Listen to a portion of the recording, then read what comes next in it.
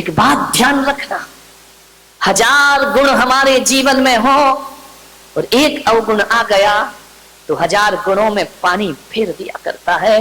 1000 litre दूध रखा हो और उसमें एक बूंद नींबू की गिरा दी जाए तो पूरा दूध फट जाया करता है। आपसे मेरा निवेदन है कि गुणों का विकास हो या ना हो, हमारे जीवन में हमें अवगुणों से बचना चाहिए, क्योंकि एक अवगुण पूरे जीवन को बर्बाद है।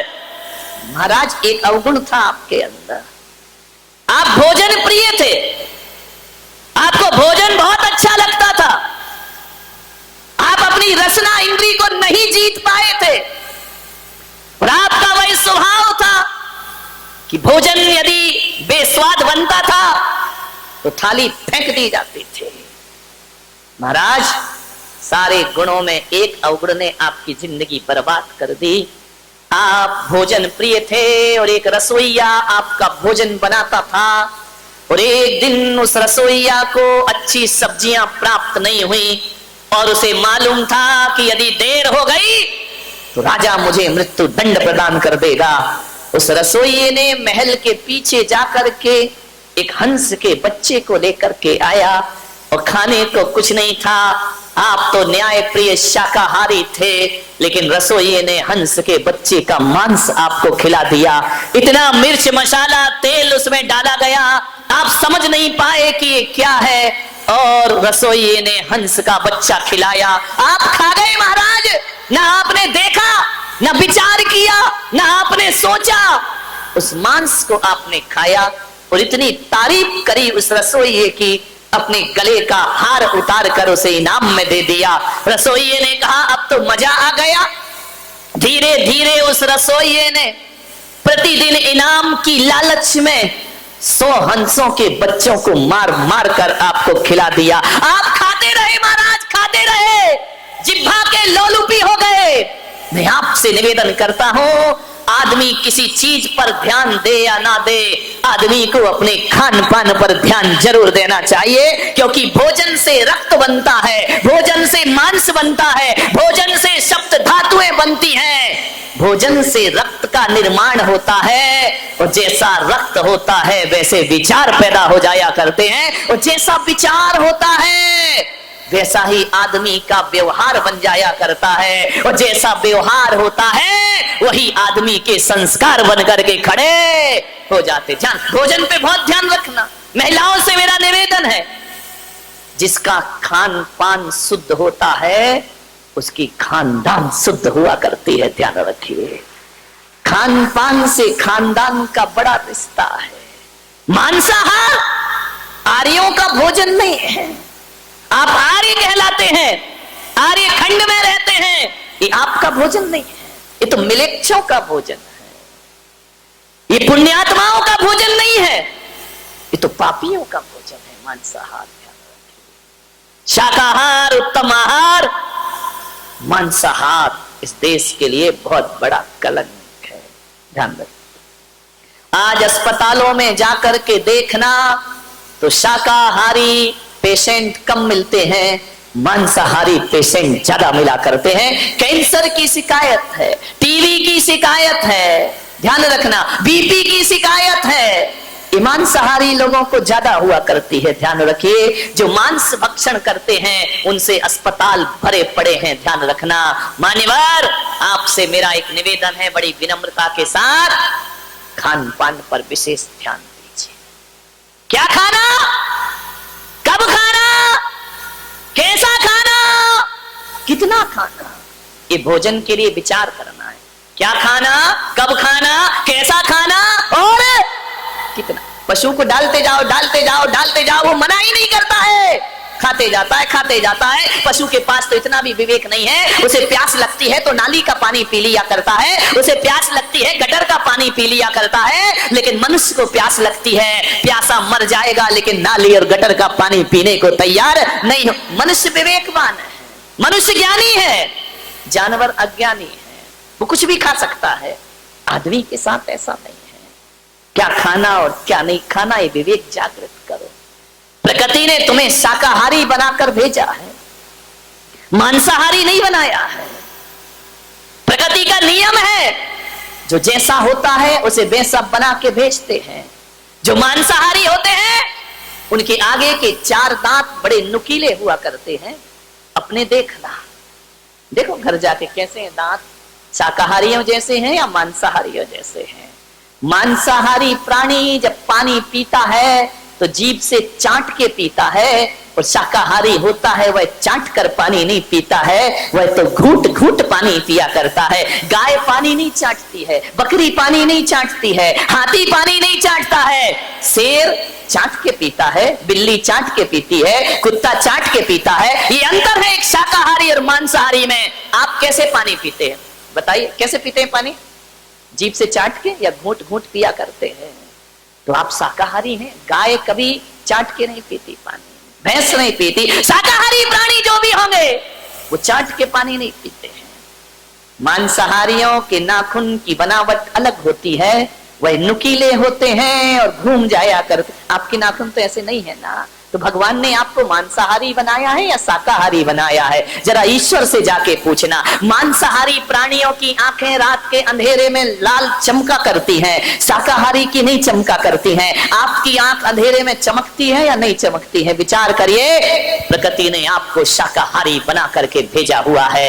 एक बात याद रखना, मांसाहार करोगे तो मांसाहार में केवल मांस ही नहीं खाते हो, उनके संस्कार और पशुओं की पशुता का भी भक्षण कर जाया करते हो। और यही बात है कि जैसे जानवर बात बात पे झगड़ा कर लेते हैं, एक दूसरे को मारने को तैयार हो जाते हैं, जैसे जानवरों के पास कोई आचरण नाम की चीज नहीं होती है, वैसे ही देखना मांसाहारी बात बात पर झगड़े करते हैं। उनके पास भी आचरण और व्यवहार नाम की चीज, उत्तेजनाएं, क्रोध, तामसिक प्रवृत्ति मांसाहारियों की होती है।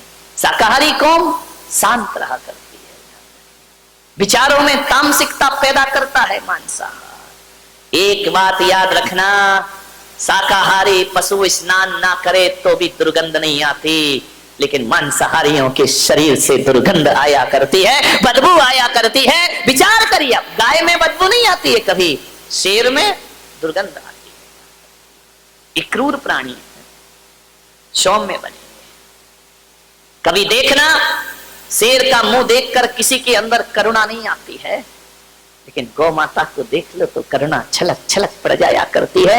गाय के चेहरे पर बड़ा भोलापन हुआ करता है, गाय के चेहरे पर ऐसा वात्सल्य टपका करता है, शेर पर नहीं टपकता है।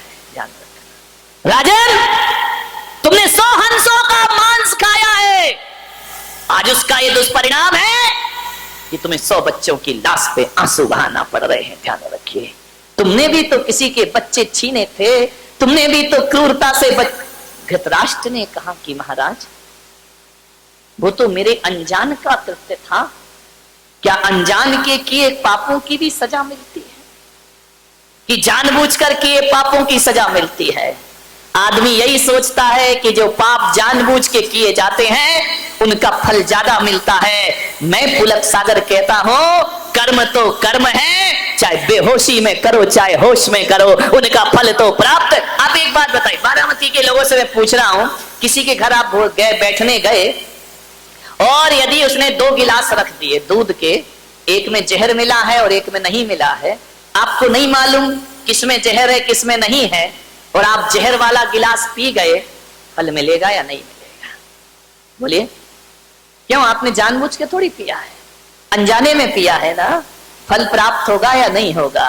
ध्यान रखना, कर्म किसी को नहीं छोड़ा करते हैं। आप यदि अनजाने में इस प्लग में उंगली डाल दो, झटका लगेगा या नहीं लगेगा? नहीं, करंट को बोलना भाई वो तो अनजाने में हुआ, तू करंट क्यों लग रहा है मुझे? ध्यान रखिए, जानबूझ कर करो या अनजाने में, सजा तो प्राप्त जरूर। और एक बात याद रखना, जीवन में 90% पाप अनजाने में ही हुआ करते हैं मेरे भाई, जानबूझ के कोई पाप नहीं किया। 10% पाप जानबूझ के होते हैं, 90% पाप अनजाने में होते हैं। तो आप इस गफलत में ना रहें कि अनजान में किए गए पापों की सजा नहीं मिलती है।